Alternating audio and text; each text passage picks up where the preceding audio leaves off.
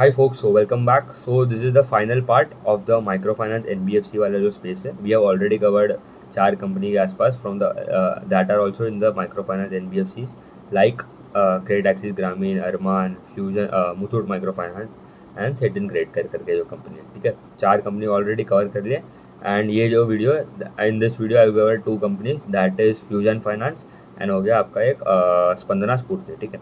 अभी ये स्पेस में ओवरऑल थोड़ा एक मैक्रो पिक्चर दे दूँ तो लास्ट एक साल से जो प्रॉब्लम स्टार्ट हुआ, ठीक है, exactly 1 year ago the problem started in the micro finance space. यहाँ पे कस्टमर ओवर लेवरेज था, सबका एसेट क्वालिटी ख़राब हो रहा था, कोई पे नहीं कर रहा था ईएमआई टाइम पे, सबका क्रेडिट कॉस्ट बढ़ रहा है, प्रोविजन बढ़ रहा है, ग्रोथ का सबका कम हो रहा है, डिसबर्समेंट पे कोई ध्यान नहीं दे रहा क्योंकि एग्जिस्टिंग कस्टमर्स ही ईएमआई टाइम पे नहीं करे तो मैं नया लोन क्यों दूँ to the new customers as well, जिसका मुझे मालूम भी नहीं क्या होने वाला है आगे जाके. तो सबका प्रोविजन बढ़ा, क्रेडिट कॉस्ट बढ़ा, लॉसेस रिपोर्ट कर रही है, आपका कलेक्शन एफिशिएंसी का नंबर सबका ख़राब हुआ, कोई टाइम पे तो पे नहीं कर रहा था. बट ग्रेजुअली अभी फ्रॉम द लास्ट 3-4 महीने से 5 महीने से देर इज़ अ इम्प्रूवमेंट, और आप बोल सकते हो कंसोलिडेशन या इम्प्रूवमेंट भी है. अभी वो प्लेयर टू प्लेयर डिपेंड होता है. जब किसी थोड़े कंपनी का थोड़ा अच्छा ज़्यादा जल्दी रिकवरी होएगा, थोड़े को टाइम लगेगा. तो ये स्पेस में the best players I think according to me as per their guidance and their con calls as well it would be credit access Grameen and उसके बाद I would put Muthoot micro finance and Muthoot micro finance and Satin and also Arman, ठीक है. ये जो 3-4 कंपनियाँ that are better. And ये जो fusion finance हो गया and Spandana Sphoorty they are the worst player in this space, ठीक है. क्योंकि जब भी कोई प्रॉब्लम हुआ भी नहीं था ना, ये दोनों कंपनी को प्रॉब्लम चालू हो गए थे, ठीक है. उन्होंने लॉस रिपोर्ट कर दिया. एग्जैक्टली लास्ट ईयर भी इन्होंने लॉस ही रिपोर्ट किया था. This was the first quarter 1 of FY25 जब फ्यूजन फाइनेंस ने लॉस रिपोर्ट कर दिया था, जब किसी को उतना कोई प्रॉब्लम हुआ नहीं था, ठीक है. स्टार्ट ही हुआ था प्रॉब्लम इन दिस स्पेस, तभी भी उन्होंने लॉस रिपोर्ट कर दिया था. अभी भी लॉस तो रिपोर्ट कर ही रहा है जब सबका अभी इम्प्रूवमेंट चालू हो गया है, ठीक है. तो एंड स्पंदना स्फूर्ति भी, ठीक है, दोनों कंपनी का बात करें तो first will talk about fusion. तो इनका देखो 22 स्टेट्स में प्रेजेंट है, अराउंड 1500 के आसपास ब्रांचेज है. AUM का साइज कितना है 7700 करोड़, ठीक है. AUM डिक्लाइन, ठीक है, डी ग्रोथ आया. AUM ग्रोथ तो भूल जाओ, डिक्लाइंड अराउंड 33%, 37%, ठीक है. 1/3 बुक गायब हो गया, almost more than 1/3 on a YOY basis. Disbursement degrew 70%, तो मतलब कोई साइन नहीं है रिकवरी का अभी तक. सब मतलब आपका देखो ना, मेन आपका नेट इंटरेस्ट इनकम भी डी ग्रू 30%, तो उसके बाद तो जो भी लाइन आइटम आएगा वो सब में डी ग्रोथ ही आएगा. क्योंकि आपका मेन जो ओवरऑल इट इज़ बेसिकली आपका सेल्स ग्रोथ जैसा है. नेट इंटरेस्ट इनकम है आपका सेल्स ग्रोथ, आपका सेल्स ही डिक्लाइन हुआ है, ठीक है. आप खर्चा कितना बचाओगे, बट यहाँ पे तो सबका खर्चा बढ़ ही गया है, ठीक है. क्योंकि सबने लास्ट रिसेंटली सबने क्या किया कि डिसबर्समेंट जो था बेसिकली उनका जो टीम था एम्प्लॉयज़ का, वहाँ पे अगर 100 लोग काम कर रहे हैं इन देयर फील्ड, तो उन्होंने क्या किया डिसबर्समेंट में, तो जो एम्प्लॉय उनका डिसबर्समेंट के लिए जो था and they were the one that were assigned for both, मतलब कलेक्शन का भी काम उनको ही करना है एंड डिसबर्समेंट का भी काम उन्होंने, मतलब लोन देने का काम भी एंड लोन EMI कलेक्ट करने का भी काम भी उनको ही करना है. But as the pressure increase, क्योंकि कोई पे नहीं कर रहा था, तो सबने क्या किया, दे सेपरेट आउट 2 टीम्स, ठीक है. एक कलेक्शन के लिए एंड एक डिसबर्समेंट के लिए.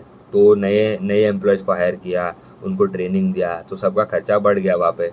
तो एक साइड पे उनका इनकम कम हो गया एंड दूसरा कॉस्ट तो और बढ़ गया, ठीक है. तो एक डिनोमिनेटर इम्पैक्ट भी हो रहा है, क्योंकि इनका कॉस्ट टू इनकम रेशियो देखो तो it was around 71%, last quarter 68-69% के आसपास था, तो वो बढ़ ही रहा है, ठीक है. एंड क्योंकि एक तो इनकम आपका कम हो रहा है, तो पीपॉप भी ऑपरेटिंग प्रॉफिट भी डिग्रू 70% के आसपास on a YOY basis and they reported a loss of around 90 crore. Last year भी लॉस था अराउंड 35 करोड़ का.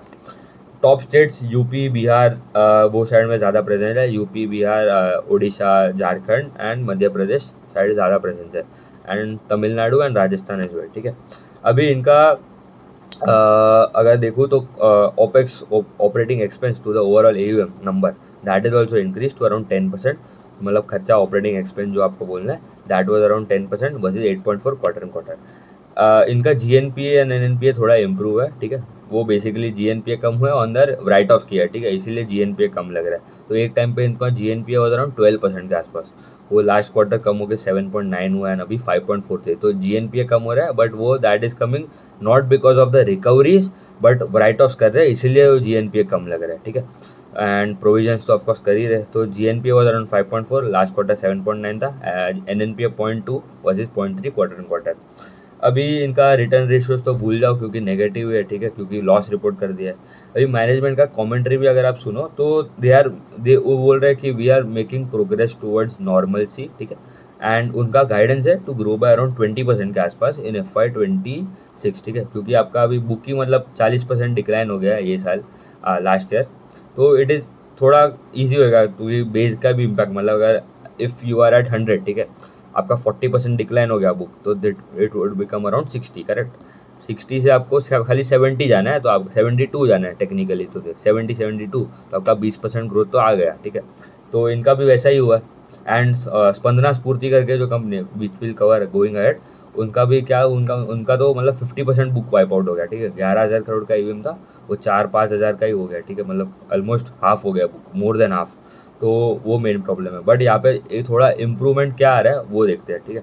इनका फ्लो रेट्स कम हो रहे हैं, मतलब फ्लो रेट्स बेसिकली बोलते हैं कि अगर specifically talking about quarter quarter 2 of FY25 में द पार 0 to 30 वाला जो फ्लो रेट था, कलेक्शन का फ्लो रेट, कलेक्शन एफिशिएंसी समझ लो, मतलब अगर आपके पास अराउंड 100 कस्टमर्स है, ठीक है, तो उसमें से 60% ऑफ द कस्टमर्स वो जो टाइम पे पे कर रहे थे एग्जैक्टली सब अच्छा काम, अच्छे कस्टमर जो भी बोलना है आपको, अगर 100 कस्टमर्स में से 60 कस्टमर्स जो है वो फ्लो हो गए आपके, जो लेट हो गए, ठीक है, 60% ऑफ द कस्टमर्स लेट हो गए इन Q2 ऑफ FY26, मतलब दे स्लिप्ड इनटू योर 1 to 30 वाला DPD बकेट, जो डेज पास ड्यू बोलना, मतलब क्या, अज्यूमिंग चलो अभी इफ़ आज फर्स्ट सितंबर है, ठीक है, 1 सितंबर है, एंड आपको EMI का डेट था 1 सितंबर, ठीक है, बट 5 सितंबर हो गया, बट अभी तक आपने पे नहीं किया EMI, ठीक है, तो you are late by 5 days, ठीक है, 5 डेज ओवर ड्यू, ठीक है। तो आपका जो भी EMI अमाउंट है that would be into your आपका लेट हो गया, ठीक, तो that would become into your per 1 to 30 वाला बकेट में लाई करते हैं, ठीक है। तो ये DPD बकेट्स होते हैं, डेज पास ड्यू, ये सब बाइफर्केशन होता है कि इट टेल्स कि भाई कंपनी को आगे जाके प्रोविजंस कितना करना पड़ेगा, बढ़ेगा कि नहीं, कस्टमर अगर टाइम पे नहीं दे रहे तो हमें आगे जाके और बढ़ाना पड़ेगा प्रोविजन इज बेसिकली आपको थोड़ा पैसा साइड पे रखना पड़ता है, क्योंकि कस्टमर कभी भी भाग सकता है, अगर अनसिक्योर्ड हुआ तो ज़्यादा प्रोवाइड करना पड़ेगा, सिक्योर्ड हुआ तो थोड़ा कम प्रोवाइड करने पड़ेगा। तो वो Q2 के आसपास 60% था, मतलब अगर 100 कस्टमर्स में से 60% आर देयर जो लेट हो गए, फिर Q3 में आते आते वो 50% हुआ, तो कम हुआ, तो दैट इज़ गुड। 50 से Q4 में आते आते वो हुआ 35%, तो दैट इज़ ऑल्सो गुड, मतलब 100 में से 35 कस्टमर्स अभी लेट हो रहे हैं।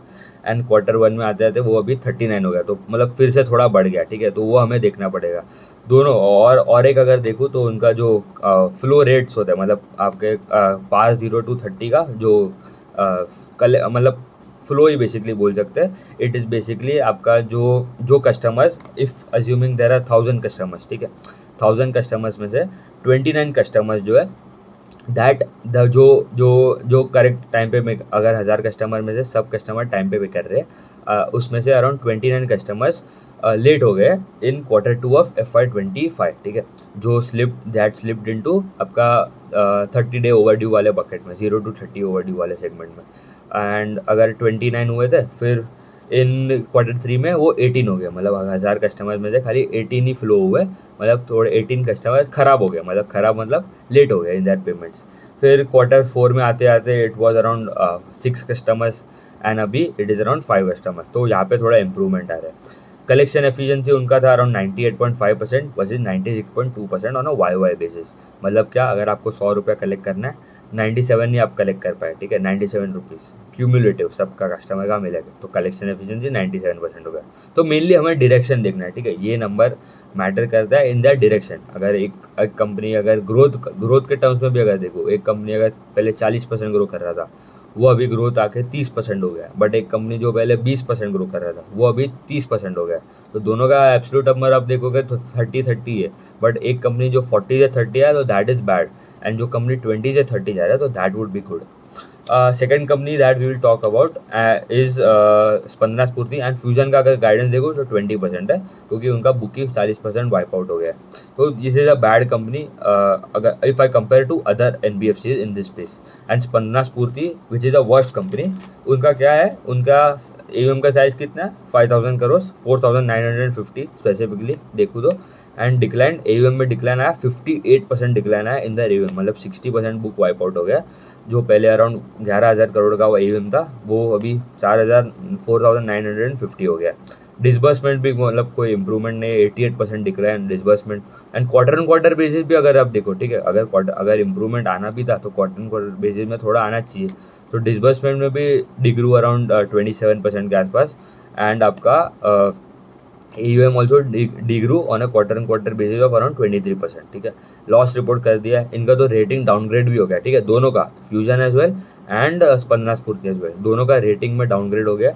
मतलब आपका नेटवर्थ ही आपका गायब हो गया, ठीक है। मतलब नेटवर्थ ही आपका क्योंकि नेटवर्थ इज बेसिकली आपका जो पैड आप रिपोर्ट करेंगे वही ऐड करना है आपका बुक वैल्यू में, तो वो सब में प्रॉब्लम हो गया। तो आपका सिबिल, मतलब हमारा जैसे सिबिल स्कोर होता है उनका भी, आपका अगर इनकम कम हो जाए तो आपका सिबिल स्कोर में थोड़ा आप अगर तो आप पेमेंट टाइम पे नहीं करोगे तो आपका भी सिबिल स्कोर कम हो जाएगा, तो आपको भी इंटरेस्ट रेट ज़्यादा मिलेगा अगर कोई लोन में अप्लाई करते हो तो यहाँ पे भी इनका भी ऐसा ही हो रहा है कि आपको दे आर बोरोइंग रेट जो है उनका भी लिए थोड़ा इंक्लाइन है। बट अभी वो अच्छा है कि अभी रेपो रेट कट हो रहा है तो थोड़ा बेनिफिट उनको भी मिल रहा है, क्योंकि ओवरऑल आपका जो रेट है दैट इज डिक्लाइन अराउंड 1% के आसपास। वो आगे RBI ने जो रेपो रेट कम किया एंड वो अभी थोड़ा और कट आ सकता है in coming few quarters as well, ठीक है।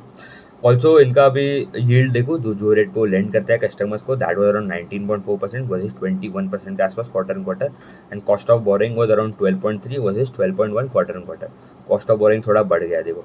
एंड निम्स कंप्रेस हो गया अराउंड 8.2 वर्सेस 10.7। अभी इनका मेनली प्रॉब्लम क्या हुआ, क्योंकि as their loan book shrink, ठीक है, लोन बुक आपका जो श्रिंक हो गया उसके लिए उनको इंटरेस्ट रेट रिवर्सल करना पड़ता है। थोड़ा टेक्निकल टर्म है। तो आपका बेसिकली जो लाइन आइटम होता है नेट इंटरेस्ट इनकम, ठीक है, वो ऑलरेडी कंपनी ने पहले से बुक करके रखते हैं। बट अभी कस्टमर ही मतलब टाइम पे नहीं कर रहा है तो आपका डिक्लाइन हो रहा है बुक डिसबर्स, क्योंकि आप नए लोन तो कभी कोई बांट नहीं रहे हो, ठीक है। तो आपको जो फ्यूचर इंटरेस्ट इनकम आने वाला था तो वो उनको कम हो गया, ठीक है। तो मतलब मेन लाइन आइटम ही आपका नेट इंटरेस्ट इनकम ही कम हो गया। नेट इंटरेस्ट इनकम भी डिग्रू 73%। तो मेन मतलब बहुत प्रॉब्लम है in these companies. And specifically इनका कॉस्ट टू इनकम रेशियो भी देखूँ, इट वाज अराउंड 139%, ठीक है। अभी इनकम तो गायब हो गया इनका, तो डिनोमिनेटर तो पूरा चला ही गया। एंड कॉस्ट तो रिकरिंग है और बढ़ भी गया, ठीक है। नए ऑफिसर्स भी हायर किए उन्होंने, तो नए ऑफिसर जो हायर कर रहे थे उनको भी निकाल दिया, ठीक है, क्योंकि उनका इतना खर्चा बढ़ गया। उनको निकालने के बाद भी 139% का उनका कॉस्ट टू इनकम रेशियो, मतलब it is in deep trouble currently देखो तो। एंड इनका भी अगर फॉरवर्ड फ्लोज देखो, ठीक है, तो जुलाई में वो थोड़ा कम हुआ, जून टू जुलाई वो थोड़ा बढ़ गया, ठीक है। इनका भी फ्यूजन जैसा ही हो रहा है, ठीक है। तो मई में अराउंड 72 था, फिर वो आते आते 66.8 हो गया इन जून, एंड अभी वो 67.5 हो गया इन जुलाई, ठीक है। तो वो थोड़ा डिटीरियोरेट हो रहा है। But x bucket collection efficiency देखो तो जुलाई में अराउंड 98.5% है। अगर ये नंबर 99.5% के आसपास ज़्यादा है तो that would be great in coming quarters. And also उनका भी कोई गाइडेंस नहीं एज सच इनका। दे आर ऑल्सो टेलिंग कि they are confident to see increase in pace of disbursements in coming quarters, and they are expecting AUM growth of around 20%। Sorry, fusion का कोई guidance नहीं है, स्पंदना स्फूर्ति का guidance है to grow by 20%। Fusion ने कोई गाइडेंस नहीं दिया क्योंकि इनका बुक ही 60% डिक्लाइन हो गया, तो उनके लिए ईजी और हो गया, मतलब 100 से 40 हो गया बुक।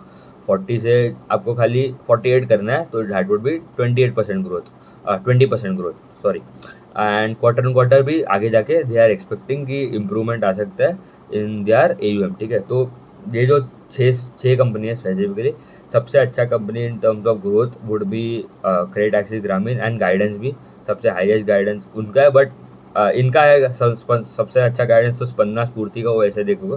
बट इनका तो मतलब बहुत प्रॉब्लम है, ठीक है।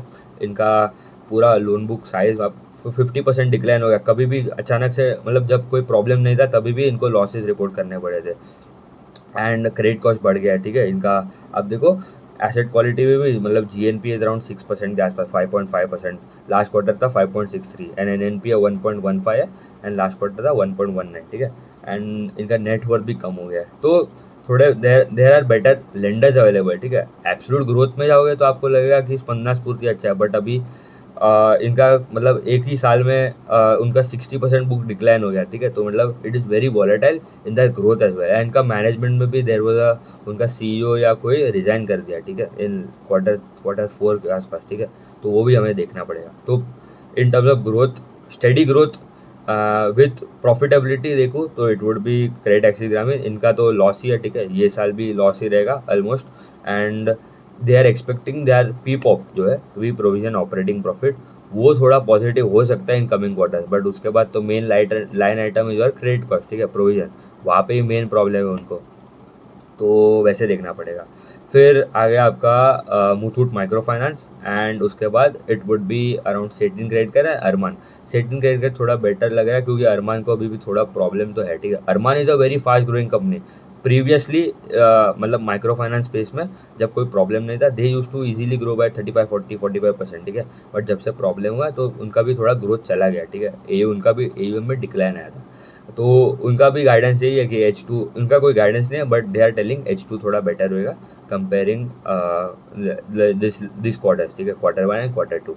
एंड द लास्ट टू जो है that would be Fusion Finance would be थोड़ा बेटर लग रहा है स्पंदना स्फूर्ति से, एंड देन स्पंदना स्फूर्ति, क्योंकि अभी तक मतलब सबसे खराब परफॉर्मेंस तो इनका ही रहा है, ठीक है। इन टर्म्स ऑफ आप ग्रोथ ले लो, इन टर्म्स ऑफ आप एसेट क्वालिटी ले लो, in terms of collection efficiency ले लो, in terms of metrics like आपका ऑपरेटिंग प्रॉफिट हो गया, आपका DPD बकेट्स हो गए, आपके कलेक्शन एफिशिएंसी, ये फॉरवर्ड फ्लोज, ये सब जो है उसमें सबसे खराब परफॉर्मेंस है स्पंदना स्फूर्ति देगा। तो ठीक है, उतना ही रखते हैं। In next videos will cover the diversified NBFC जो बाकी है उसका बात कर लेंगे, ठीक है, उतने रखते हैं। Thank you.